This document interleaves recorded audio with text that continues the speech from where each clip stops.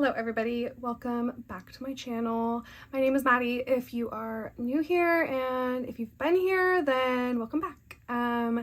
This video is obviously going to be a lot different than my usual stay-at-home mom vlogs, but I've just come to the conclusion that I want to talk about this topic. I've had this creative block, if you will. I obviously have a very, very small channel. I don't get paid to do this. It's literally a hobby of mine to just document memories with my daughter and my family and be able to post it to hopefully relate to other moms out there in the same, phase of life, and really just other parents out there, in the same phase of life. So I haven't posted here in like a month, and I was posting twice a week, so that's like a huge drop off for obvious reasons. And I've just been kind of nervous to post anything about this just because I've never gone through this before. I filmed something like a few weeks ago, and I think things were just too fresh. I couldn't formulate cohesive thoughts, and so I just kind of took a breather. I posted a couple of videos, obviously, since this has happened, but just very inconsistently. And I kept trying to start up a new vlog, and I just felt like a block, like it was just almost phony because this huge life event happened that I haven't talked about. And not that I need to talk about it because, as I said, this channel is so small. But I just felt like I wanted to, and I've came to the conclusion I want to talk about it because it's very relatable to other women and other families who have gone through this. And I think it'll just help me move forward to then be able to get back into just videoing like the stay-at-home mom vlogs that I usually post about. So yeah, I'm just gonna get into the video. I'm gonna put timestamps in case there's like certain parts of this you want to hear about. That way you don't have to watch the whole video if that's not what you're interested in. But yeah, I'm gonna do some makeup and just talk over things. I might be looking down because I have some notes and stuff that I want to just not forget. So yes, we are going to be talking about miscarriage, and specifically mine and what I experienced and what's helped me. I am not going to get too much into detail over the actual miscarriage itself. I've worked through a lot of that, and I just don't really want to talk about it, to be honest. My husband's also a really private person, and not that he would care if I talked in detail about it, like per se, but I just think it's been a long enough time. I don't really want to get into all the details. I will just give like a brief overview. The main thing I want to talk about in this video is the things that helped me get through it and keep moving forward, because I feel like that is the most important part about this. When I was going through this, I was really trying to find not just people's miscarriage stories. I was wanting to find out like how do people move on? How do people like move forward after something traumatic like this happens? So I just thought I wanted to focus this video on that, and just keep the focus on things that helped me to hopefully resonate with you if you're looking for help.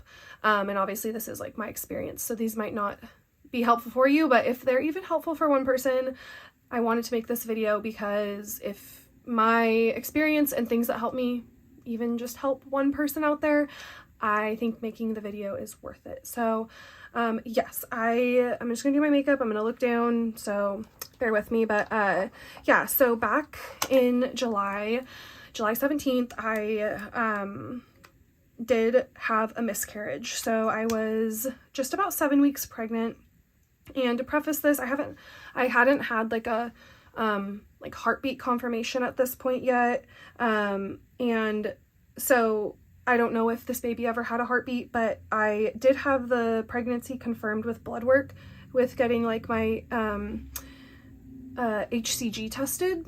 When I found out I was pregnant, I was having just like increased cramping and whatnot, and so I just really wanted to make sure as of like that point everything was good. So I did get it confirmed through a few rounds of blood work. My HCG was tripling.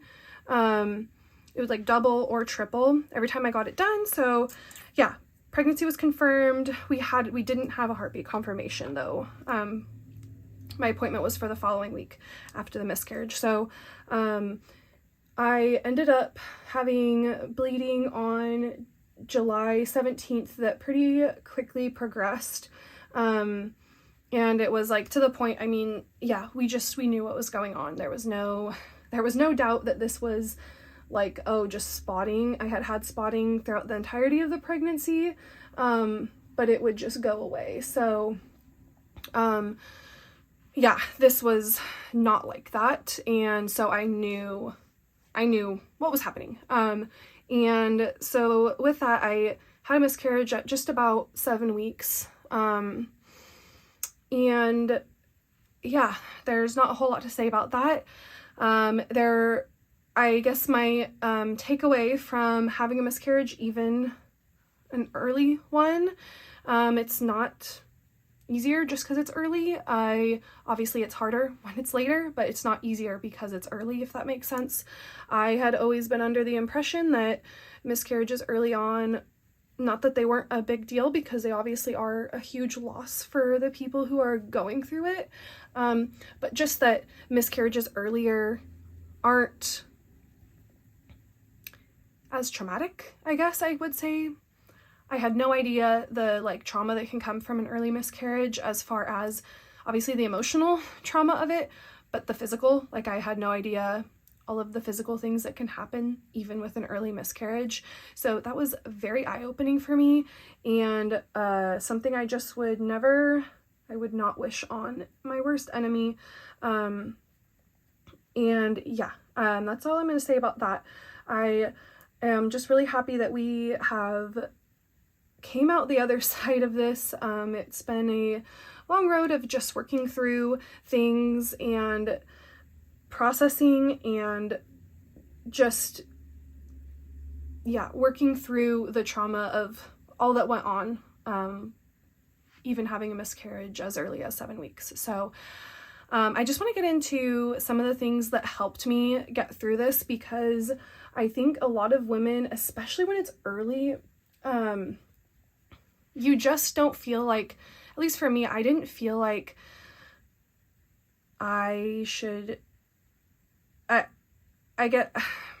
keep stuttering over my words. I guess, just because it happens early, if that is what you're going through, it doesn't mean that you shouldn't make, it doesn't make it any less big of a deal, is what I'm trying to say. So don't diminish what you're going through just because you feel like other people have it worse, if that makes sense. Because that's definitely what I was trying to do in the beginning. Just, I was trying to brush it off a bit, like, it's early, it's, you know, whatever, but that just didn't help me. It made me feel even worse. And so that's a part of what I want to go into, is like the things that really helped me start like getting over this and getting through it, and just like working through the trauma of it. So the first thing I want to talk about is a huge help was I immediately deleted my social media apps. I did go on YouTube because YouTube is more of like a helpful platform for me. It's not ever something that like causes me to like compare myself to other people, really. It's definitely more of like a platform that I find like a lot of like relatability on, whereas, you know, Instagram and whatnot, I am definitely prone to like comparing lifestyles, comparing like me as a mom to other moms. For some reason, I don't know what it is about Instagram, I'm definitely more prone to being like that on that platform rather than YouTube. So I deleted my my social media apps, like Instagram, and just refrained from seeing anything about, you know, pregnancy announcements, because when you're going through something like this, it feels like it's everywhere. And I refrained from seeing anything about like newborns, birth stuff, because it's not that you're not happy for those people. You're so happy for them. It's a beautiful thing. Seeing pregnancy announcements and new births, I was so happy for those people, but I just, to protect myself and like the sadness I was going through, I just didn't want to see it personally during that like very fresh, raw time of going through the early stages of the miscarriage, mainly because it just like made me, it's, I don't even know if it's jealousy, I don't know if it's envy, it's just like, it just made me yearn so much for what I was seeing because I didn't have that anymore. And so I just stayed off of all social media. And that was like probably one of my high recommendations, to be honest, especially in a world where everything is on social media these days. The next thing that I did, I'm not going to put on contour. I can't be bothered with contour today, but the next thing I did was I tried to control all aspects that I could control. This is something that like strips you of any control. Pregnancy in and of itself, you have no control, you know, like you can control certain aspects, like I don't even know, you can't really. To be honest, pregnancy is just something you have no control over. And so especially going through a miscarriage where I just felt even more of a sense of lack of control, I tried to make sure I was controlling the things I could to feel like I had sense of control over my life, obviously. So with that, I was like really, I wasn't critical of what I was eating. I was just trying to eat as healthy as possible. I was trying to nurture my body. I was trying to make sure I kept up with like a really good daily routine of exercise and eating good. I was obviously trying to also heal my body because at that point, you know, we were like, we want to grow our family. And so I wanted to make sure I was setting myself up for the most success to do that in the future. And so I kept up with like a really good daily routine, exercise, diet. I just tried to like control those things I could control when I was going through something I had no control over. And that did really help because it helped me like space apart my day in a way that I felt like I had this cohesiveness throughout my day of routine that helped me pass time, because during all this, I just wanted the time to pass. And so trying to control those things did help me with that. Another thing was my husband, so this happened on a Wednesday, and then my husband is a third-part owner of a software startup, and with that, he's the only engineer on the team, and engineers literally build stuff. So he is the only one who can do that right now because he's the only engineer on the team. So he wasn't able to just take unlimited time off. And so I just couldn't think about making plans, but I was really scared for that Monday, knowing I had to be a mom to our daughter. Time wasn't just going to stop. I still had to show up for her, but I was so scared of being alone with my thoughts because, you know, as a mom, when you're a stay-at-home mom, sometimes your thoughts can just kind of spiral, and I was really scared to be alone with my thoughts, if that makes sense, because of just like that quiet time. I didn't want to just be spiraling because you just think about all the what ifs, you're trying to bargain, you're trying to like just, your mind just spirals sometimes, and I didn't want to be alone with that, and I was scared to be alone. Even though my husband works from home, it's not like he was with me, you know, all day like he was when like the initial thing happened, the initial like aspect of the miscarriage. So he really, bless him, he is so supportive, and he literally carried me through this, and with that, he made sure that there was going to be somebody with me every single day of that first week that he had to go back to work. He obviously, like I said, was here, but he just wanted to make sure there was somebody here every day with me, staying the night even, so that they could take care of Carter, keep me company, and it's obviously people who I'm like super close with. So there was no aspect of me trying to host or anything like that. It was just, I could just be a bum, go for walks, be distracted, have help with Carter. And that was really, really beneficial for me, because anytime there was silence, that person was there to like pick up conversation, take me to go out on a walk, like just really pull through and care for me throughout that whole first week. Because during that first week, you're still bleeding. You have this constant reminder that you've had a miscarriage, and you're in pain, and both emotionally and physically. And so it was really helpful to have somebody here to just like distract me from that, really. Okay, I just quickly did my mascara because it's too hard to concentrate and do it. But The next thing that I did that I found to be really helpful was to put myself first. So this is like a two-part thing. I didn't try to push away my emotions. For the first little bit, I cried all day, every day. I really did. I have never felt such a need to cry. I felt like it was just honestly involuntary. Like, you know, usually you can like stifle you can hold it in and then cry in peace in your car, you know. I could not cry. Like, it didn't matter who was there, if I knew you very well, like, it just didn't matter. I could not cry. It was such an emotional experience. Besides note, I guess, from very young age, I was the little girl with 20 baby dolls that played mommy to them all. I was their nurse. I would set up my school. I always have wanted to be a mom. I wanted to become a labor and delivery nurse. And so when I became a nurse, that was my goal. Like, I have always been baby centered. I've nannied my whole life. I've always just been obsessed with babies and kids.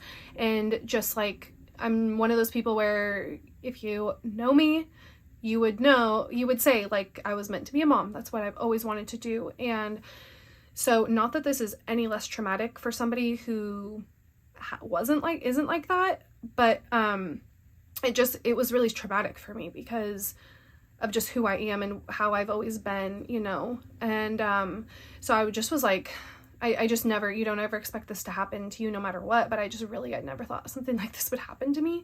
And so it just like, it was really traumatic. And so I had to focus on myself. And so the two parts of that were allowing myself to be devastated. Oh, well, I said this so weird. Allowing myself to be devastated over the situation. I cried. I let the emotions come. I wasn't trying to like push them away. There was a little bit at the very beginning of me thinking like, you know, it's early, trying to like reason with myself, that it wasn't like as big of a deal or whatever. Just trying to, I don't know what I was trying to do. I think I was just in shock, to be honest, at the very beginning stages. So yeah, I quickly let that go and just really let myself be super devastated over the situation. And I feel like that was good because when you're constantly trying to push away your emotions, you end up going through something for even longer because you never let this like phase of grief and the stages of grief happen. And so you constantly get stuck in certain phases. And so I feel like just allowing myself to feel all the emotions didn't like make it get better faster, I guess, but it did help me start to be able to move forward. And so I'd really recommend that. And then the other part of the putting myself first was the more fun things like massage, facial, nails, getting your nails done, just going out and doing something where you don't have to talk to anybody. You can just go pamper yourself, feel better when you leave the space than when you went in. And I really focused on doing those things, especially in that first week when I had the daily help with Carter. And I had that luxury of leaving and not needing somebody to like watch her because people were already there. That was really helpful, and it did make me feel better. And obviously nothing fixes it. You're still having to go through everything. But those things of like looking after yourself really do help. Making sure you are bathing when you're super down. If you've ever dealt with depression, sometimes getting out of bed, sometimes even like daily hygiene things, showering, brushing your teeth, feel really challenging, but doing them, you will never regret it and you'll always feel better after. So just really looking out for yourself while you're going through like this traumatic time is really helpful.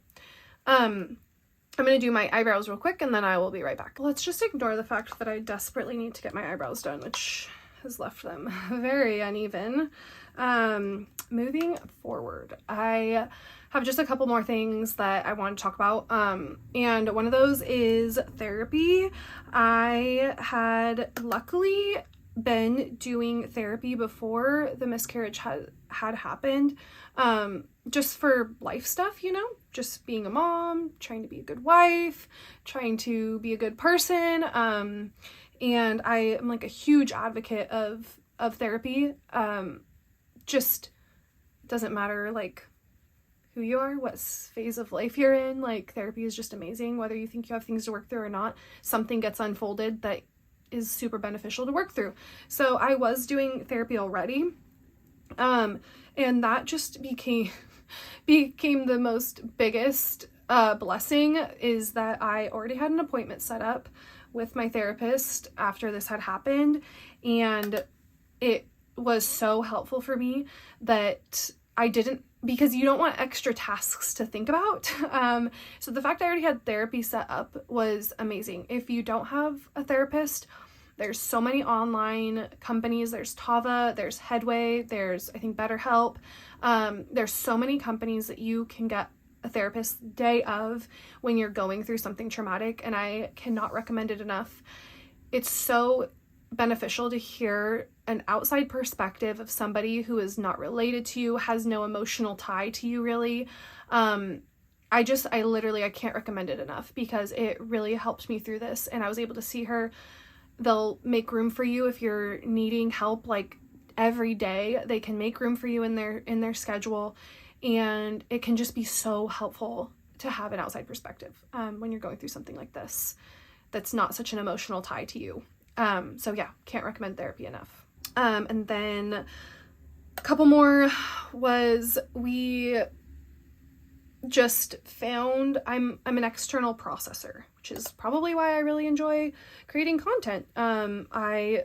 External processors obviously process things externally, so I find the most help with when I'm going through something, to talk about it, which is probably why I also really love therapy. Talking about stuff out loud, hearing the words actually come out of my mouth and whatnot, it really helps me to maybe be like, wow, did I really say that? Is that really what came out of my mouth? And also just like talking it out gets it out of my own brain. So being an external processor, if that's something that resonates with you, talking about stuff with people, to whoever will listen, friends, family, therapy, just getting it out of your own mind really helps not feel like you have a million thoughts going on in your brain that you can't even think straight. And so yeah, talking about this with anybody who would listen was a super big help. Like super big help for me. Even now, like if people ask like, oh, are you guys wanting to grow your family? And I'm like, actually, here's what's happened. And it's just, yeah, it's helpful to talk about that. And the last thing, which this was specific to me and my husband, it was actually recommended to me by my therapist, and I'm going to leave it as the last thing because I don't know if this is helpful for other people. This was very, very helpful for him and I. We did a burial box for the baby. So we ordered a box.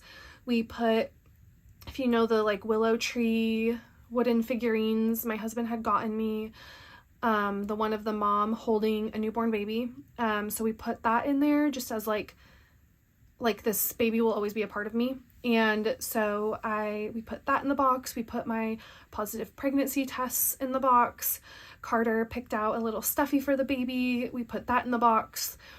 We put a letter from me, a letter from my husband. We read those to each other and just put the words out there of like what we were feeling and what we wrote to the baby. Well, we never got to meet. And we put Carter's like Big Sis t-shirt in there because obviously we want to grow our family, but that shirt was meant for being a big sis to this baby. And so we wanted it to be with them. And so we put all this in the box, and then we drove to this really beautiful viewpoint and buried the box, put some flowers, and we just did that, him and I. And it was really helpful. It was like a really positive experience as like just closing this really painful chapter and hopefully being able to like move forward and move past this. I felt a lot of trauma from the miscarriage. There's no cultural norms around having a miscarriage and like what to do. And so there was some stuff that just that happened that were really traumatic for me, and it made me feel like I was just throwing this baby away basically. And having a burial box and honoring this baby, even though we didn't have them physically, was really helpful to feel like I was honoring them and they weren't just like forgotten with this situation that happened. So that was super helpful for me. I don't know if that'll be helpful for other people, but I highly recommend it if you're looking for something to really feel like closing this chapter and honoring that baby that you didn't get to have. So yeah, those are the several things that helped me. There's obviously a million other things. Everybody's situation is so different. It's so unique to you and your life and your family. And so I'm sure there's a million other things that could be helpful. But these are just the situation for me and what's really helped me get through this over the last like month and a half that I really wanted to share. And if this was helpful to you, or you're watching this and your loved one's gone through this, I hope you can share that, share the video, and hopefully it helps as many people as possible, because that's really why I wanted to post this. Even if it just helps one, I'm happy about that, but hopefully it can help several people, several women, several families who have gone through this. And yeah, so please share it if you feel like it would benefit somebody. But I just want to say a big thank you for watching. I really hope I can get back to a normal video and scheduling, just because I really do miss it. I love videoing and documenting stuff with my family, and I hope that posting this video will help me kind of get past that block and get back to posting on here, because I really do love creating videos and relating to other people. So I just want to say a really big thank you for watching. I appreciate the support, and I'll see you in my next video. Bye.